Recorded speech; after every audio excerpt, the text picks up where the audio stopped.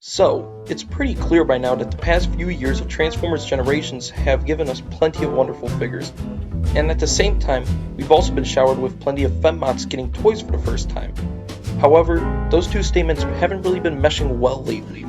Don't get me wrong, I personally don't hate any of the recent attempts, even Earthrise RC, but the problem is that Hasbro's R&D and resulting figures made when it comes to fembots always feel second-rate compared to the rest of War for Cybertron.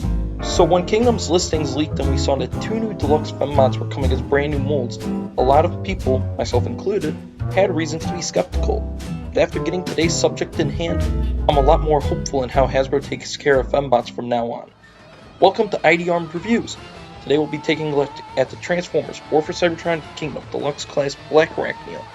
Blackarachnia released in 2021, and as I've mentioned plenty of times before, is based directly on her appearance in the 1990s Beast Wars cartoon. For the first time in a retail Transformers toy line, Blackarachnia transforms into an approximation of a Black Widow spider. Whether it's due to aiming to be more realistic or to save money on less plastic colors, Blackarachnia is much less colorful than both her CG show model and her recent masterpiece released by Takara. However, I still think appearance-wise, not only does it get really close to how the actual spider looks, it's impressive that this much compression was done on the Deluxe class. What I mean is that the main body is obviously containing a whole robot within it, but Hasbro did their best to make it work. Starting with the head of the spider, I absolutely love the whole set of eyes picked out with red paint, and the same goes for the spots painted on the thorax. Otherwise, what you see is mostly black plastic, detailed with that signature Kingdom level of realistic texture.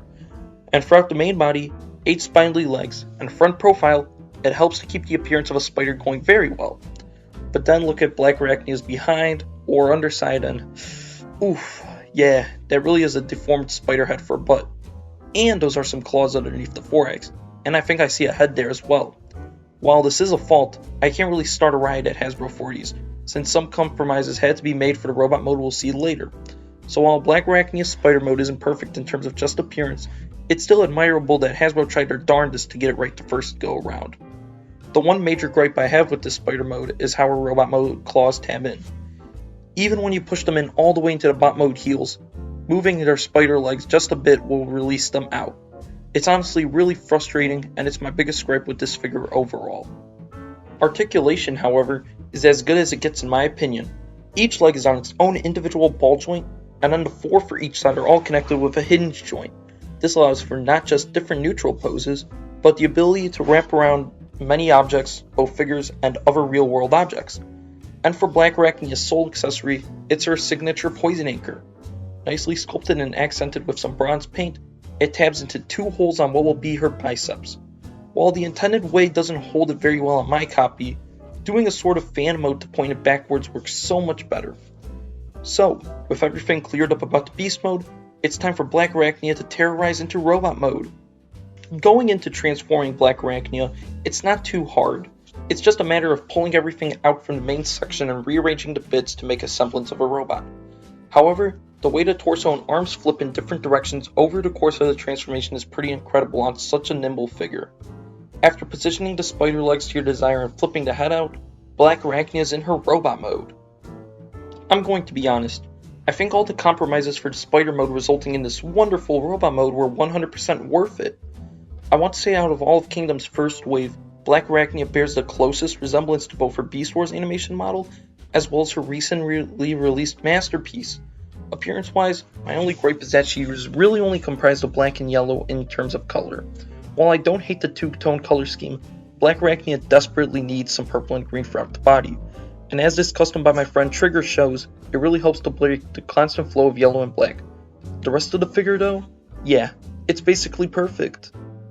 From the head sculpt in all of its gladiatorial glory, to the spindly arms and legs with both the signature claws and the spider legs making for the strange appendages, and a shockingly clean backpack, Blackarachnia gives off the vibe that Hashtag was like, yeah, we aren't screwing around this time like with the Legends figure, we're going to make one hell of a deluxe class.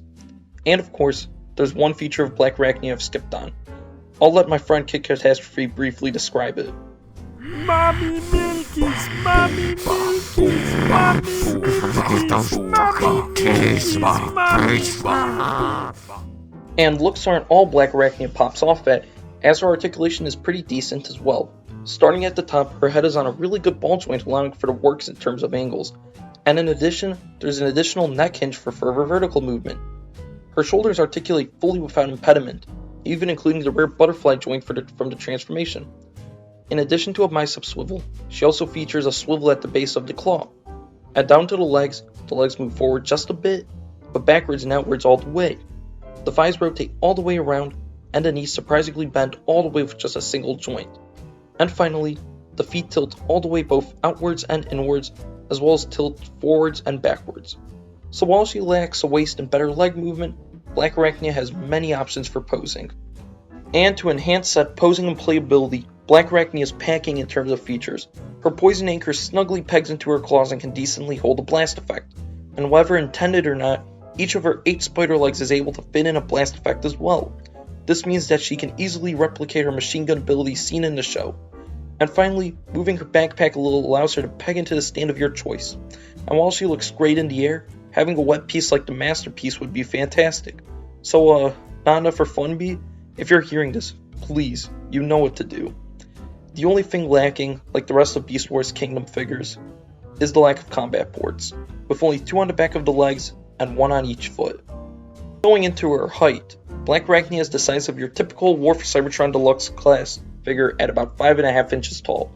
For a size comparison, here's Blackarachnia with Earthrise Optimus Prime, Netflix Alita 1, Kingdom Beast Wars Megatron, and Takara Beast Wars Quick Strike. So yeah, Blackarachnia is unequivocally a pretty good figure. While the Spider Mode has its compromises, the Robo Mode is oh so good for Hasbro's first attempt at the character since animated. More importantly though, it shows the teams at Hasbro and Takara can really pump out a good toy of a female Transformer when they put their minds and black magic to it. I absolutely cannot wait for next wave's Air Razor, and based on the first initial impressions, it sounds like the Fembot streak isn't ending anytime soon. And to conclude, Kingdom Blackarachnia is definitely worth adding to your Beast Wars collection. And that concludes my first look into Kingdom's initial offering. Definitely expect the rest of Wave 1 to show up on this channel in the foreseeable future, but I've had my fill of Kingdom for now. And with Wave 2 already popping up, I think I have some higher priorities for what should get reviewed soon. So, I hope you guys enjoyed this marathon, and when we return next time, we'll be taking a trip to the Land of Light, as I'll be reviewing the first of hopefully many SH figure arts here on the channel. See you guys next time, and take care.